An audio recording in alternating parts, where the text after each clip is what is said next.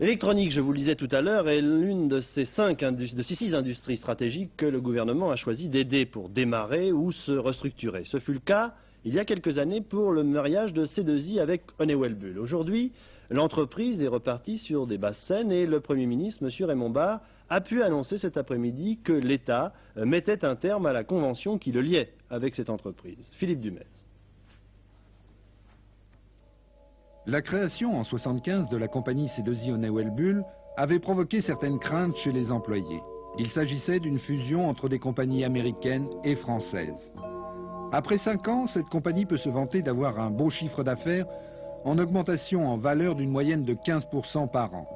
En 1979, dans une conjoncture pas très favorable, elle a même embauché 1900 personnes.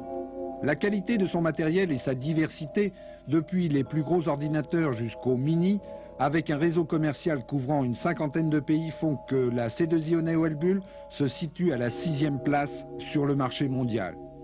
Promoteur du futur langage mondial pour les ordinateurs de demain, à la pointe en France pour le réseau des ordinateurs, des investissements notamment en recherche très importants donnent de bonnes cartes pour l'avenir à C2I. Mais il ne faut pas non plus se leurrer. La concurrence dans le domaine de l'informatique est redoutable au niveau mondial et ce n'est pas la seule société à penser au futur.